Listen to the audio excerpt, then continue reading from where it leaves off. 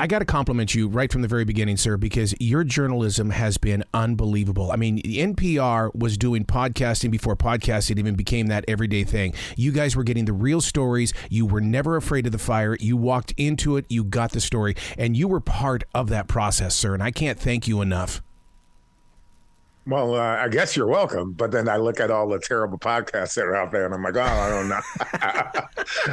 what? You know, I started a news podcast back in 2004, and a version of it is still going. You know, I joke that I was into podcasting way before it was cool. Yeah. Is it cool yet? Well, you know, people, the thing about it is that every average day person, they understand it, but they haven't made it a part of their lifestyle yet. So you just keep on pushing. And when you've got something like Shattering the System, this is every bit the reason why I tune in, because you're going to take me someplace. And that's what I love, is that you actually lift me up and put me in West Hollywood. Yeah, I mean, that's one of the things that I wanted people to be able to have. You know, when I was, you know, working in, you know, as a producer for people like Robert Siegel and, you know, Michelle Norris at NPR and places like that, or, you know, working on This American Life, it is the idea that I want to take you here, right? I want to bring you here, right? When we're at Ed Buck's apartment and we see that this place where a man was able to kill two people, it's only a block away from Matthew Shepard Memorial Park, right? It's only a couple of blocks away from where Marilyn Monroe was trafficked. It's only a couple of blocks away from where John Belushi died, right? And all of those issues, the same issue with Marilyn Monroe when she was trafficked at 14, the same issue with John Belushi when he died of a tragic overdose in the early 80s. Like, all of those issues are still in Hollywood. They're still in West Hollywood.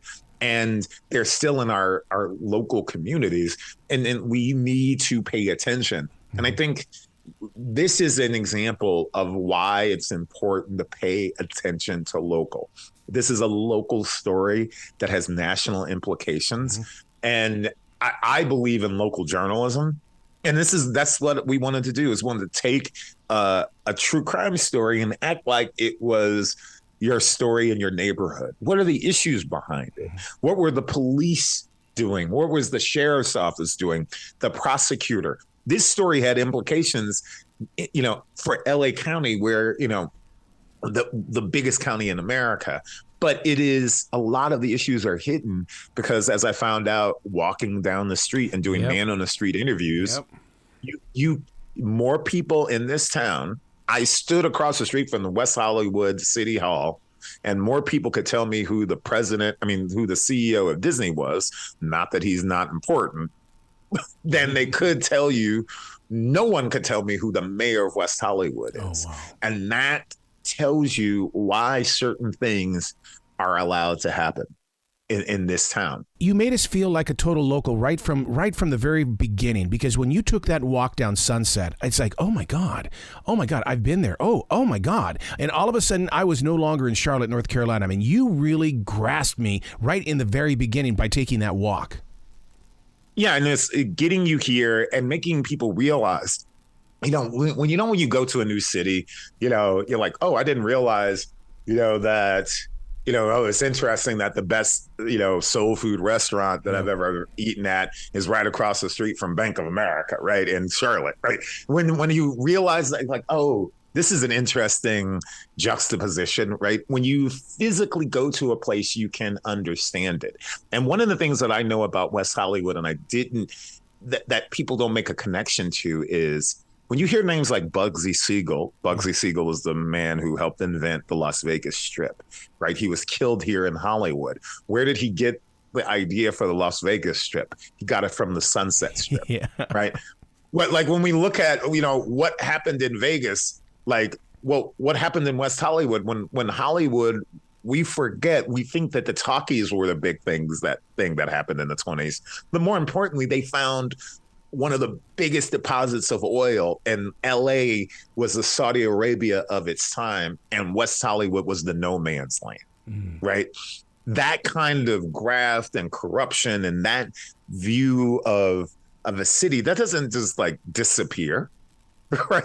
And then that, and so what's underneath, my mom said it best when I was telling her about this story, and she wasn't surprised. She's like, "Oh, baby, isn't this where they invented more?" Oh God. Right. Right. And you go, oh, yeah, yes, because it is the sunshine sometimes makes people not see, the real city issues that are here. They are issues of homelessness. They're, the fentanyl crisis or Yes. the opioid epidemic is a part of this. Education, Black lives, the police, whether or not we're prosecuting correctly, who is preying on gay and trans people. These are all issues that we are dealing with. Sometimes the national, right, overwhelms the local, but no matter where you are, this story is connected to your city. Right? Don't think of this as a true Hollywood story or true crime. Yep. Think of it as like understanding, like when we understand how Ed Buck could give $500,000 in a town where the election, results were sometimes 2,400 people, right?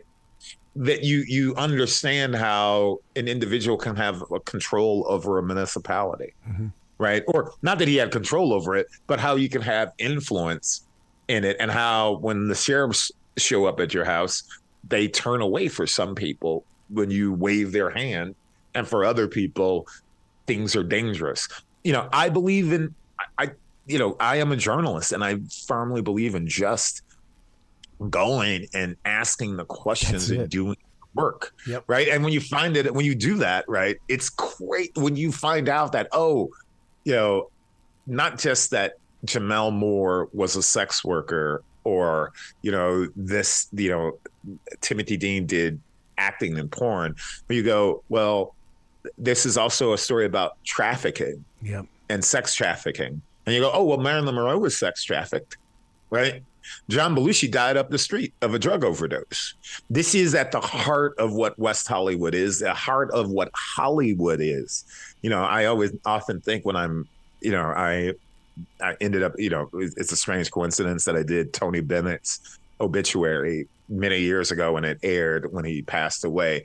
And I hear the song Boulevard of Broken Dreams whenever I'm going down Sunset, because if the biggest lie that the devil, that told was that he didn't exist, was making the world believe that he didn't exist, then an equally big lie is that you can get off a bus, a train, or a plane in Los Angeles and, quote, make it in Hollywood, end quote.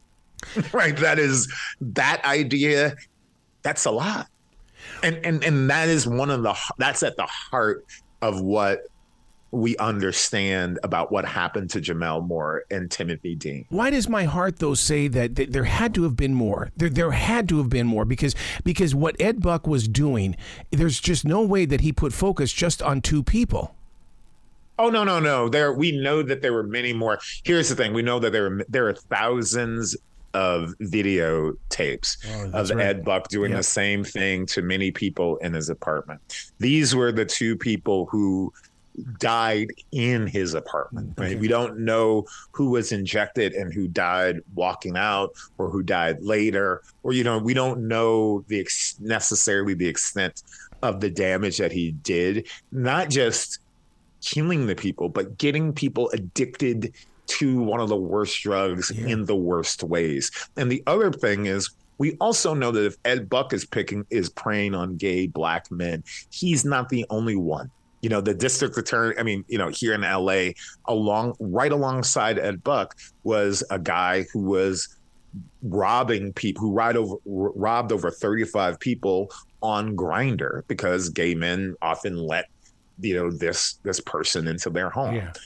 This is partially also a wake up for gay men about the dangers of the sex apps. There are rewards because it's made our community freer and all of those things, but there are drawbacks to these sex apps. But it's not just a gay story. It's not just a Black story.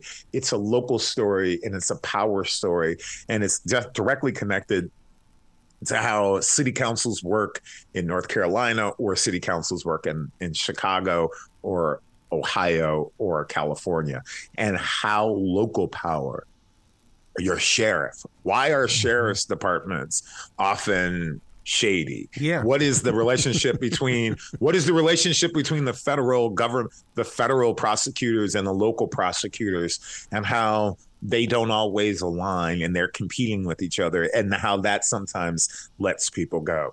I mean, that's hopefully the thing you get is when I walk through West Hollywood, I can, now that I know, oh, Marilyn Monroe lived over here, or Sal Mineo died in this garage, or, like that. I know those things. And when you know the history of a place, you begin to see a pattern. Mm-hmm. There's a direct line in my mind between Marilyn Monroe, who was a sex worker and was sex trafficked before she became a big Hollywood star, and Jamel Moore.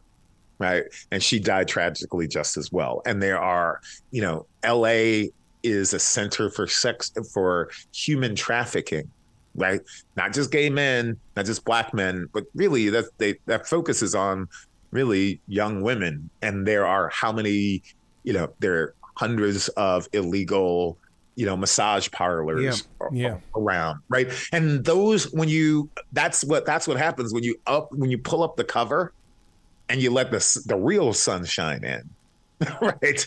Then you see the issues that we need to attack. That's what the connection is. It's not, well, what most people, what separates this podcast from other true crime podcasts is that I'm not a comedian, mm-hmm. and I'm not a celebrity. I'm a journalist. Mm-hmm. So I'm going to ask a federal prosecutor a certain amount of questions, right? I'm going to ask the local police a certain amount of questions. And that is what Jamel Moore and Timothy Dean's deaths deserve, because we know that they're not alone. And we know that, the history of true crime often, I'm from Chicago, and I grew up